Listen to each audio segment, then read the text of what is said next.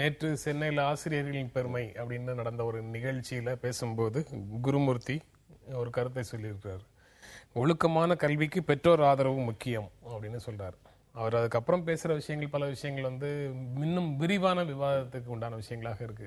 அதனால அதை விட்டுட்டு இந்த ஒரு லைன் எடுத்துக்கலாம் அப்படின்னு தோணுது. ஒழுக்கமான கல்விக்கு பெற்றோர் ஆதரவு முக்கியம் அப்படின்னு சொல்லும்போது இன்றைய கல்வியில ஒழுக்கம் இல்லை அப்படின்னு ஒரு புரிதல் வருது.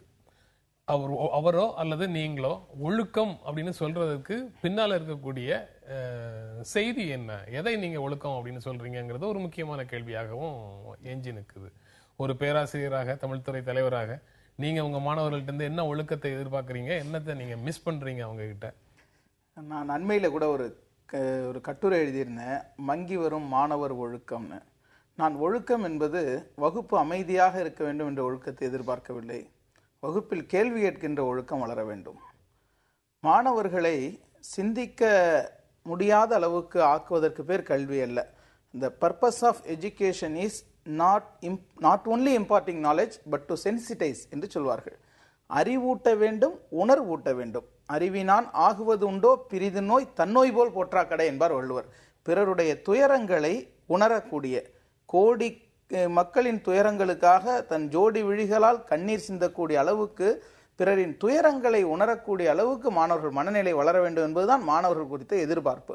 ஆனால் ஒழுக்கம் வளரவில்லை என்று சொல்லக்கூடிய குருமூர்த்தி அவர்கள் எதை மனதில் வைத்து சொல்கிறார் என்று தெரியவில்லை. ஆனால் ஒழுக்கமாக நான் பார்ப்பது, பிறருடைய துன்பத்தில் நம்முடைய இன்பம் இல்லை என்பதிலே தெளிவாக இருக்க வேண்டும். அடுத்ததாக ஒரு அறம் சார்ந்த ஒழுக்கம் சார்ந்த கல்வி என்பது ஒரு புறம் இருந்தாலும், ஒரு நல்ல தமிழாசிரியரால் வளர்க்கப்பட்டவர் நீங்கள் பொது வாழ்க்கையில் இருக்கும் பொழுது பிறருடைய விழுமியங்களை, உணர்வுகளை மதிக்கக்கூடியவர்களாக, அது மாற்று கருத்து இருந்தாலும் அதை மதிக்கக்கூடிய உணர்வு பெற்றவர்களாக வர வேண்டும் என்பது முதலில். அதுக்கு பெற்றோர் parents of first teachers, teachers of second parents என்று சொல்வார்கள். இப்போ ஆசிரியர்கள் இரண்டாவது பெற்றோராக இருக்க வேண்டிய சூழல் இருக்கிறது. ஆனால் குருமூர்த்தி அவர்கள் அதை தொடர்ந்து சொல்லி இருக்கின்ற கருத்துகள் மிக கடுமையான ஆட்சேபத்துக்குரியவை. அதை எடுத்தால் ஆங்கிலேயர்களால் இந்த நாட்டு கல்வியில் குலக்கல்வி முறை, வர்ணாசிரம கல்வி முறை, ஒரு குலத்திற்கு கல்வியை மறுத்த முறை, இவையெல்லாம் உடன்கட்டை என்ற சதி, இதெல்லாம் ஆங்கிலேயர் காலத்திலே ஒழிக்கப்பட்டது உண்மை. ஆகவே குருமூர்த்தியின் மற்ற கருத்துக்களோடு எனக்கு கடுமையான முரண்பாடு உண்டு. இந்த பெற்றோருடைய ஒப்புதல் தேவை என்பதிலே உடன்பாடு உண்டு. நீங்க எப்படி பாக்குறீங்க? பேராசிரியர் ராஜாக்கணியை போல ஒரு பேராசிரியராக தன்னுடைய வாழ்க்கையை ஆரம்பித்து திருத்தணியில இருந்து சென்று ஜனாதி மாளிகையை அலங்கரித்த ராதாகிருஷ்ணனுடைய பிறந்த நாளை ஆசிரியர் தினமாக கொண்டாடுகின்ற நாளில் ஒரு நல்ல கருத்தை குருமூர்த்தி அவர்கள் ஏற்கனவே உள்ள கருத்தை கொஞ்சம் நாம் மேற்கொண்டு செய்ய வேண்டும் என்று வலியுறுத்தி இருக்கிறார். அதாவது நாலேஜ் இஸ் பவர் என்று சொல்வார்கள், அறிவை ஆற்றல் என்று சொல்வார்கள். Education is the manifestation of perfection already in man என்று சொல்வார்கள். ஏற்கனவே உள்ள பரிபூர்ணத்துவத்தை நிலைநிறுத்துவதுதான் கல்வி என்று சொல்வார்கள். ஆனால் கல்வி மாத்திரமே ஒருவனுக்கு உயர்வை தந்துவிடுமா என்று சொன்னால் கிடையாது. அதோடு கூடிய ஒழுக்கம் தான் நம்முடைய உயர்வுக்கு வரும். அதனால் தான் கிரகங்களை 9ஆக பிரித்தவர்கள், திசைகளை 8ஆக பிரித்தவர்கள், இசையை 7ஆக பிரித்தவர்கள், சுவையை 6ஆக பிரித்தவர்கள், நிலத்தை 5ஆக பிரித்தவர்கள், மறையை 4ஆக பிரித்தவர்கள், தமிழை 3ஆக பிரித்தவர்கள், வாழ்க்கையை 2ஆக பிரித்தவர்கள், ஒழுக்கத்தை மாத்திரம் பிரிக்காமல் விட்டு விட்டார்கள். என்ன காரணம் என்று சொன்னால், கல்வியோடு கூடிய அந்த ஒழுக்கம் தான் ஒருவனை அதிக உயரத்திற்கு கொண்டு செல்லும், உச்சத்திற்கு கொண்டு செல்லும். மெச்சியுனை ஊரார் புகழ்ந்தால் மேனி சிலிர்க்கதடி என்கின்ற நிலைக்கு அதுதான் இட்டு சொல்லும் என்கின்ற காரணத்தால் தான் அந்த கல்வியோடு கூடிய ஒழுக்கத்தை நிலைநிறுத்திருக்கிறார். ஆனால் ஒன்றிலே நான் மாறுபடுகிறேன். இங்கிலாந்து இங்கே பிரவேசித்த பின்புதான் இங்கே கல்வி என்பது நிலைநிறுத்தப்பட்டிருக்கிறது என்று சொல்லுகிறார்கள்.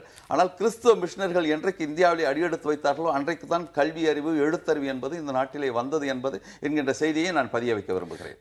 ஏன் என்ற கேள்வி ஒன்று கேட்காமல் வாழ்க்கை இல்லை அப்படின்னு சொல்றதுதான் கல்விக்கான அடிப்படை. எல்லா விஷயங்களையும் ஏன் என்ற கேள்வியோட கேட்டு புரிஞ்சுக்கிட்டு கற்றல் அப்படிங்கிறது தான் அடிப்படையான விஷயம். ஆனா நீங்க பல கல்வி முறைகள்ல அந்த மாதிரி ஹாஜாகன் ஏற்கனவே குறிப்பிட்ட மாதிரி வகுப்பறையில ஏன் என்று கேள்வி கேட்பதற்கான உரிமை இல்லை. ஆசிரியர் என்ன சொல்றாரோ அதை அப்படியே ஏற்றுக்கொள்ளக்கூடிய ஒரு விசுவாச உணர்ச்சியை தான் ஒழுக்கம் என்று சொல்லி கொடுக்குறாங்க. ஆனா ஏன் என்ற கேள்வி கேட்கறது ஜனநாயகம். அந்த விசுவாசத்துக்கும் ஜனநாயகத்துக்கும் இடையில உண்டான வேறுபாட்டை நீங்க ஒழுக்கம்னு சொல்லக்கூடிய விஷயம் எப்படி பார்க்குதுங்கிறது தான் இந்த விஷயத்துக்குள்ள இருக்கக்கூடிய முக்கியமான கேள்வியாக எனக்கு படுது. பெற்றோரும் அங்க எங்க நிக்கிறாங்க அந்த பிரச்சனையில? பெற்றோர் ஆதரவு அப்படிங்கும் போது பெற்றோரும் விசுவாசமாக ஆசிரியர்கள் சொல்லிக் கொடுப்பதை மாணவர்கள் ஏற்றுக்கொள்ள வேண்டும்னு சொல்ற இடத்துல தான் பெரும்பாலான பெற்றோர்கள் இருக்கிறாங்கும் போது பெற்றோர் ஆதரவு தேவை அப்படின்னு சொல்றத நீங்க எப்படி புரிஞ்சுக்குவீங்க? அதாவது அந்த காலத்துல சொல்லுவாங்க, ஆசிரியர்கிட்ட போய் கண்ணை விட்டுட்டு உடம்புல எங்க வேணாலும் அடிங்கன்னு சொல்லி ஒப்படைப்பது என்று சொல்ற கார்போரல் பனிஷ்மெண்ட் இதெல்லாம் சொல்கிறார்கள். அப்படி அல்ல, ஒரு ஆசிரியன் மாணவனுக்குள் மறைந்து இருக்கின்ற திறமையை வெளிக்கொணரக்கூடிய உதவி செய்யக்கூடிய கருவியாக இருக்க வேண்டும். அதனால எஜுகேஷன் என்ற சொல்லுக்கும் தமிழ்ல கல்வி என்ற சொல்லுக்கும் அரபியில் இல்ம் என்ற அந்த சொல்லுக்கும் ஒரே பொருள், தோண்டுதல் என்ற பொருள் தான். அது மண்ணை தோண்டாமல் தன்னை தோண்டி மறைந்திருக்கின்ற திறமைகளை, ஒருவருக்குள்ளும் ஒரு திறமையாளன் ஒளிந்திருக்கலாம், அதை கண்டுபிடிக்கக்கூடிய பணியில் ஆசிரியர்கள் செய்ய வேண்டும். அப்படி பல ஆசிரியர் பெருமக்களால் கண்டெடுக்கப்பட்ட ஆளுமைகள் தமிழகத்திலே ஒளி வீசி கொண்டிருக்கிறார்கள்.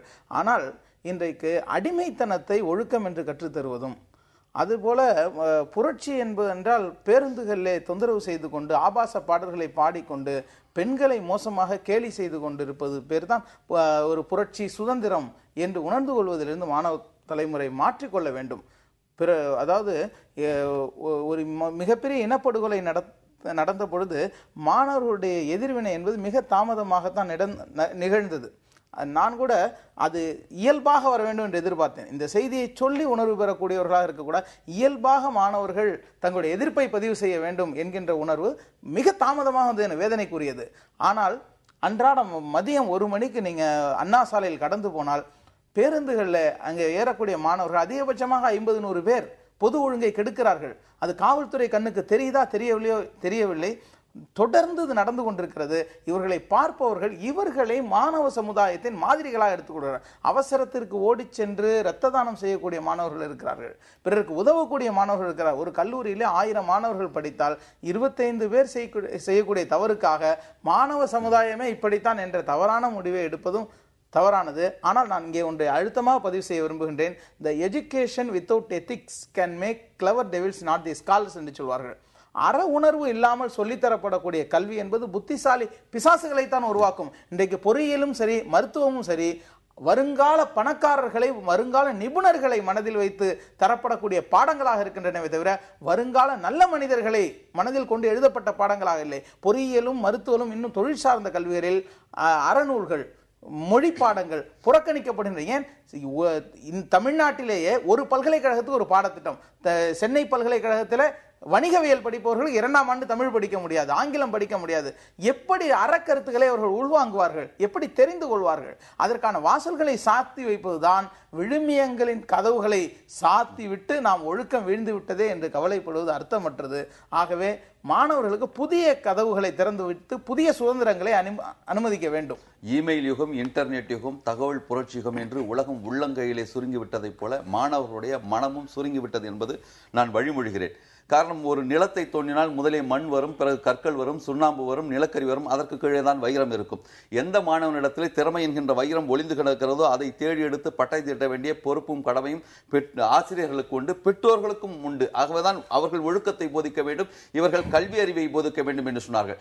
பொதுவாக இன்றைக்கு மாணவர்களுடைய மனநிலை இப்பொழுது மாறி இருக்கிறது. அதாவது ஊடக வெளிச்சம், அதாவது விஞ்ஞான வளர்ச்சி இருக்கின்ற காரணத்தாலே மனிதன் அஞ்ஞானத்தை நோக்கி போய் கொண்டிருக்கிறான் என்கின்ற நிலைமையிலே தான் பெற்றோர்களும் ஒரு சாதாரண விஷயத்துக்கே ஒரு மிகப்பெரிய கலவரத்தை உருவாக்குகின்ற ஒரு சூழ்நிலை உருவாக்கி இருக்கிறார்கள்.